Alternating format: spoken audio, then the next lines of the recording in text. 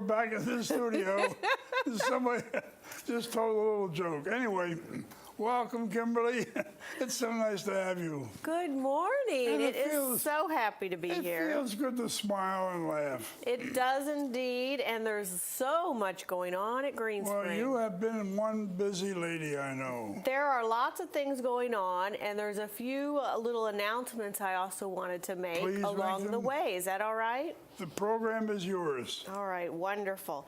Well, I wanted to first do a couple announcements of some things that are coming up. On September 30th, which I think is a Friday, Thursday or Friday, Resident Life is doing the voter photo IDs. Oh, that's important. In preparation for elections. So what that means is in Virginia, you must have a valid photo ID. So your expired driver's license, I'm told, doesn't work anymore. Mm-hmm. And so in the Village Square classroom from 10:30 to 1 on September 30th, we will have folks here who can help you take care of that. So if your license is expired, your passport's expired, you don't have an ID in the sense of what an active ID that's valid, not expired, then you can bring your Green Spring badge and use that for them to get you a photo ID. Is there a charge? My understanding, there's no charge. And it's through Community Resources. So Kelly in Community Resources, if you have specific questions about appointments or that kind of thing, please call Kelly, and she can try to help answer any of those last-minute questions. That's Kelly Luxander. Yes, and my understanding, it's sort of drop in, and they'll, you wait your turn in line, and they'll take care of it. Kimberly, I think this is so important that I think you should repeat the dates and where and what. Okay, so again, it's for photo voter ID. It is September 30th, so the end of the month, between 10:30 in the morning and 1 p.m. It's drop in, no appointment necessary, but you may have to wait, so just plan accordingly. It's in Village Square in the classroom, which is also across from the Philanthropy office. Right. And you need to bring your Green Spring name badge. Your badge. Yes. Okay. That is something. So that's important. And then we have a couple things coming up in October, but they're already doing some planning. So on October 20th, we have the big Halloween pet parade, which is an annual affair. Brad Hibson coming in. He is being the MC again. But right now, they are doing the registrations for the pet parade. Oh, really? In other words, you have to sort of sign up so we know how many dogs are coming, and you do a little bio about your dog. And where do I go? And so that is also through Community Resources, but this is through Janelle Cesari, who's in Village Square. And she is doing the registrations to say, yes, I want to bring my dog, or I have 2 dogs, and she can walk you through that. So I just want to alert folks that that is happening now so that they can get prepared for that at the end of October. So that's pretty exciting. It sure is. So, and then one other change, we have this fabulous art wall in Hunter's Crossing. We sure do. It's amazing. That Ann Sampson and her group of talented artists have really done a great job. And that is going to change every 2 months. So the plan is it's 6 times a year. There'll be a new display. And so one of the things that the Visual Arts Group, which is a second artist group that really wants to promote the arts beyond the art wall, that group is going to help sponsor with community resources and coordinate sort of an artist's reception every time they change the wall. Won't that be nice? Won't that be nice? So you Oh, can sort yeah. of just do a little cookies and punch and meet and sure. greet. So the next meet and greet for the artist, Meet the Artist, is going to be October 7, which is a Friday afternoon at 2:30 over at Hunter's Crossing. So I'm just doing a little tease. I can't tell you who or what or anything for who will the next artist or artist will be, but just a little plug for the Art Wall group and the Visual Arts group for coordinating their efforts to really showcase the talent here at the community. You gave out 3 rather important dates, October the 30th, October the 7th, September the 30th. There's a lot of stuff going on. It sure is. Yes. But, of course, I'm going to say the most important thing coming up is the this gala, Friday. 3 days from now. Yes, which is just very exciting. So one of the things, though, that I hear frequently is, why do we have a gala? Why do we raise money? Why is it so important? And so there is a video that one of our sister communities has put together. It's just a short little 2-minute clip, but I'd like us to take a minute to watch that together and then talk about it, because I think it really helps highlight why we have the Benevolent Care Fund and how it has such an impact on each other. Sounds very important to me. Yeah. So I'm going to let Channel 6, I think they're queuing that up to roll that here in just a minute.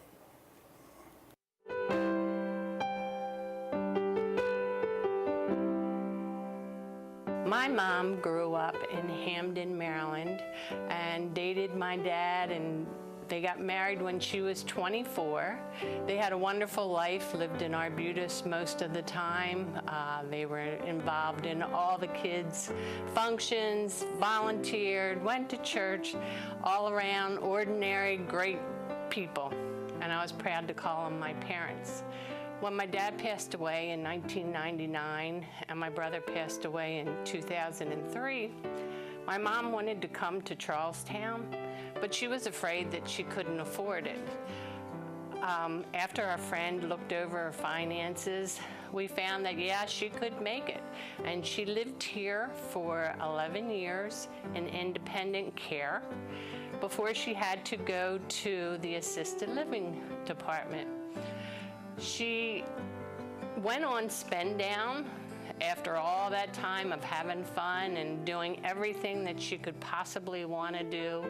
Being in Charlestown did not hold her back. It only increased her chance to have more fun.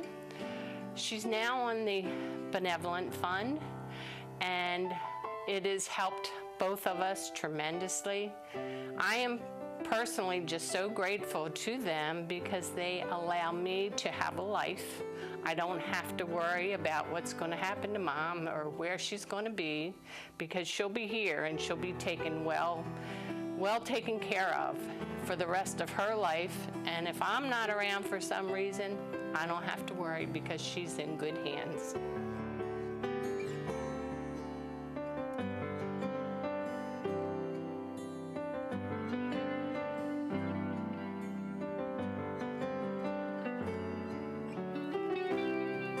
Was really timely. Yeah, isn't that something? I know it's referencing a family member and a resident at Charlestown, but really it could be anyone at an Erickson community. The promo that you put out, you and Channel 6, where the people say, it could be you, it could be me, it could be us. How dramatic. Yes. Yes. And this is certainly true of all of us. Yeah, I think that's one of the great things about Green Spring and our mission. You know, we have the resident satisfaction survey going on now, and one of the things it references, do you feel confident in Green Spring's ability to take care of you if your funds are depleted, if you run out of money? And it is my hope that all the residents would say, you know, we're a 5-star rating or highly satisfied or perfect 10 Yeah. because of stories like this. Green Spring, every year we do raise money, and we ask residents to give what they can or come to the gala or not come to the gala, but to get involved in some way, because you never know if it could be you or it could be your neighbor. And right now, Green Spring helps support residents in independent living, in assisted living, in memory care, and long-term care. And we do fund collectively over $1 million every year. That's amazing. And we've done that now. This will be the 6th year in a row where it has topped the $1 million mark. I gotta shake your hand. Well, That's wonderful. I think it's really just such a testament to the giving spirit of the community, to our mission of helping hands, taking care of each other in whatever way makes sense for each of us. And we all can give differently at different times in our life, and the fact that we do it as a community together. And so that video just talks about not just the resident perspective, but the family perspective and the peace of mind of knowing that Green Spring is your home for life. And we mean it. You put out on the boards and whatever and television that you'd like to raise over $330,000, which we raised last year. Is that correct? Correct. And how are we doing? Well, we're not quite there yet. We are still a little bit short of that 330. Do we have a thermometer that you're going to put up? There is one up. We're about 75% of the way there. So I'm not sure we have it up right now, but we're about 75% to our goal. So we really would love for residents, you don't have to come to the gala to make a donation. That's just one of the events that we do. Many of the other things are free, such as the lectures and the programs.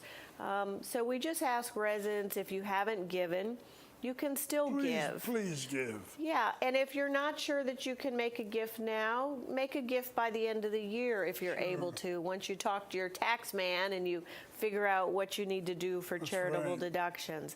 But I hope what everyone really takes away is that the Benevolent Care Fund is here for all the residents. And collectively, it is such a great and meaningful program that helps so many. Speaking of the gala, I have a question. Oh, yes. In years gone by, I remember we had the theme one time was a sheriff with a lost gem, and that was the whole theme of the gala for that year. Another time we had reserved woodland skies and downstairs the theater all over the place, and we had an immense entertainment program. What is different about this gala coming up 3 days from now from the others? Great, thank you. I'm so glad you mentioned that. One of the things that the Philanthropy Committee really partners with our office on is making sure that every gala each year is different and unique and exciting and fun, but cost-effective for a good cause. Sure. So this year's version, again, is different from last year. So if you're a newer resident, it will look all brand new. But it's at Hunter's Crossing this year. And so that means that the Jefferson Dining Room is closed on Friday, and the Bistro is closed on Friday. Oh, the Bistro also. In preparation for setting up for the gala. So what happens is the upper level of the gala will be more of a reception and social area where we'll have music and activities and photos and caricature artists and roaming things going on. And then we will move downstairs by 6:30, downstairs to Hunter's Crossing, where we will have a sit-down dinner, which is very formal with assigned seating. And as we move into dessert, we will have a live show. We have someone coming in from Philadelphia to do a Broadway spectacular show. He has performed at one of our fellow communities in Philadelphia and came highly recommended. So we're really excited to welcome a new entertainer that residents have not seen, and we hope they really enjoy his performance. And so it is, you don't have to be dressy with a formal gown. We want you can be Sunday best or whatever works for you. I was going to ask you, what's the dress of the Yeah. day? I mean, I would say for the ladies, if you want an excuse to go Streetwear? shopping, then go shopping. But you know, a Sunday dress with a little sparkle around your neck or some pretty sparkle in your ears is great. And for the men, a suit and tie, or if you want to go all out, you can wear a tuxedo. But most importantly, we're there to celebrate the benevolent fund, a great cause, and just all of us sort of working together for each other. Kimberly, I'm so glad that you took time out to come on this program, because you sure had a lot of information that was so important Thank you. to what's coming up. Not only 3 days from now, but in October and September, end of September. So I thank you for coming. Thank you.